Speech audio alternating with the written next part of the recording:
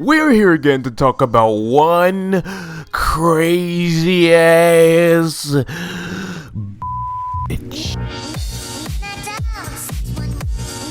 A year ago, I posted my sexual assault story to YouTube, and after I posted it, I was pretty worried about what everyone would think. But I could just about barely notice the backlash over the tremendous amount of love and support of this topic. And YouTube comments, man, they can be a pretty mixed bag, but for the most part, everybody had their own reasons to connect with this story when I looked at the comment section. Some of you guys were foster kids, some of you had actually been sexually assaulted before, some of you were like the worst person ever, a lot of you guys wanted violence. But by far, the number one most asked question is if she served any prison time, and there were also a bunch of hit or miss guesses on what the actual ending of the story could have been. So, I hate you all. It was a normal ass day.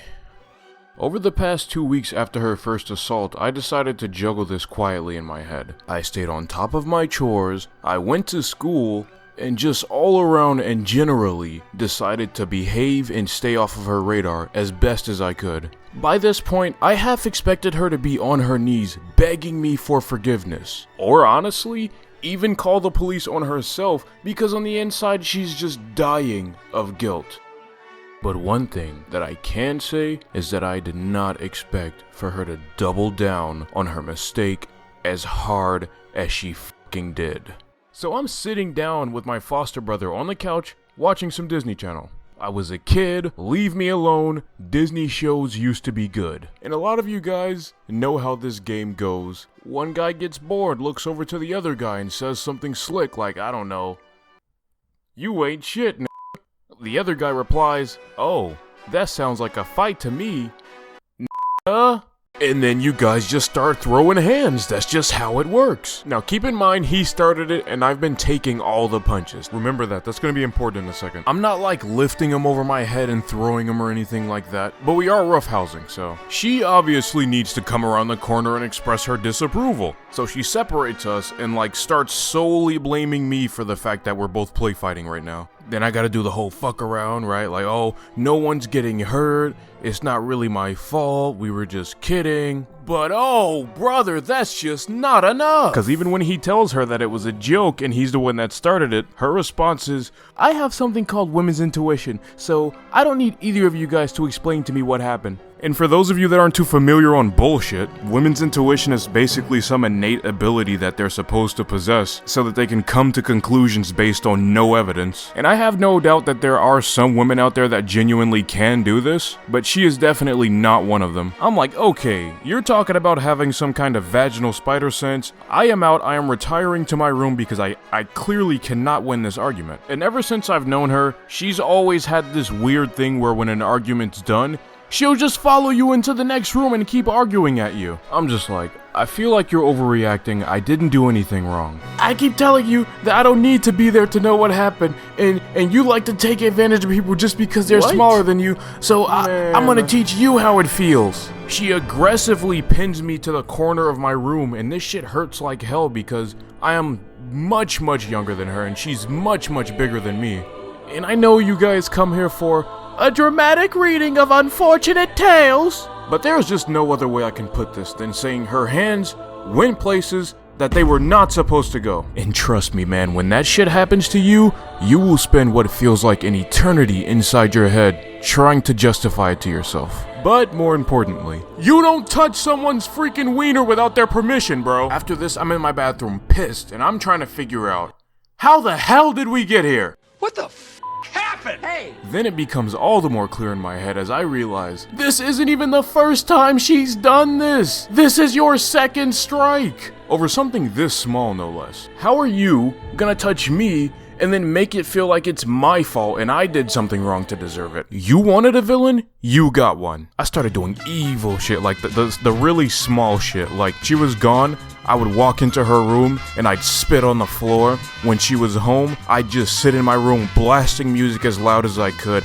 I snuck out almost every goddamn night. When she was having a stressed out week, one of her favorite things to do was to run a hot bath 10 minutes before she got in so that she could come in and it's like full of steam. I'd sneak in, turn on her bathroom vent, and I'd deuce out of there. Boom! Vents suck up all the steam. She eventually kept being so minorly inconvenienced by me, she decided to set up a group therapy session with my foster counselor and talk about some of my newfound behavioral issues. Part of me was hoping that during this therapy session she would find the courage to come clean about what she had really been doing and why I was really misbehaving. But instead, she still needed to feel powerful.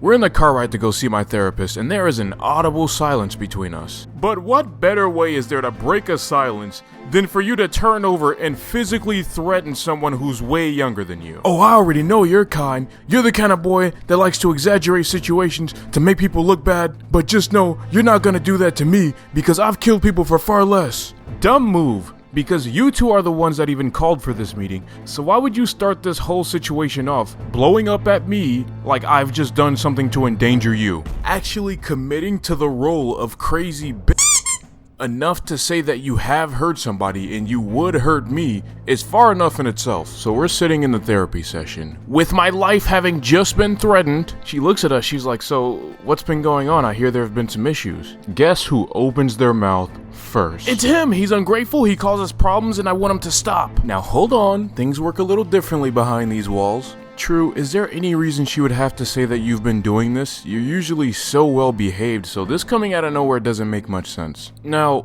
Miss Amy already knows that something's up. We've known each other for years, and she doesn't just pay attention to everything that you do say, she also pays attention to the fine detail and the things that you don't say. In fact, she was the one that helped me navigate most of my teenage years. So when Miss Kelly has her big fat gaping hole of a mouth open spewing nothing but nonsense, oh, he's been caught stealing f***ing money from me.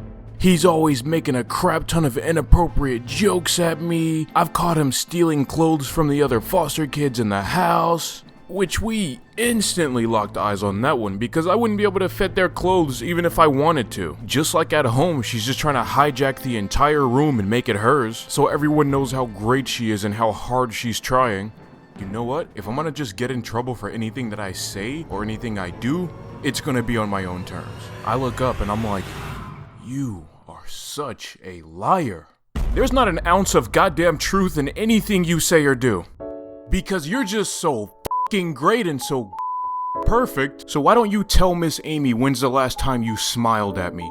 Or gave me any sort of attention that wasn't negative? And I genuinely don't know what I did to make you change so much. But I'm not gonna keep making this shit my problem.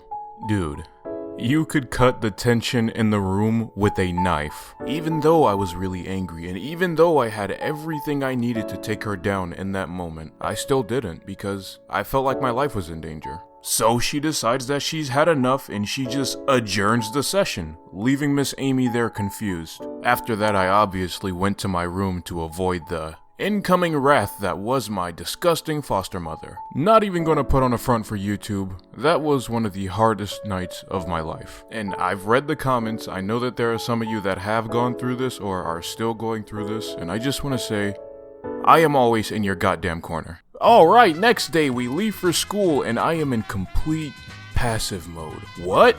You just watched one of the kids spray paint the wall before your very eyes and you'd wanna blame me instead? I'm completely fine with that. All the way out of the door, she wanted to have an argument with me about what took place yesterday.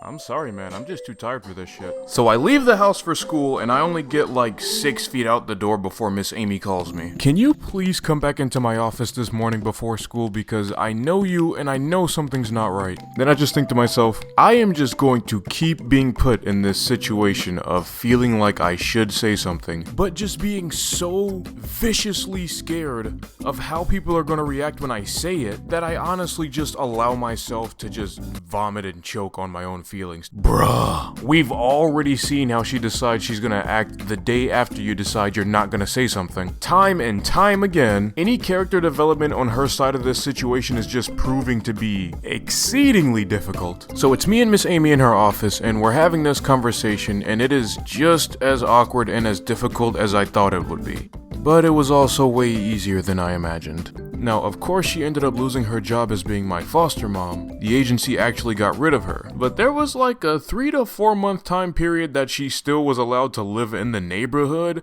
and every single day I was afraid she'd pull up on some The investigation didn't end up really going anywhere, so this story would end up being nothing more than one of many files that were handed to my parents when they adopted me. Moral of the story: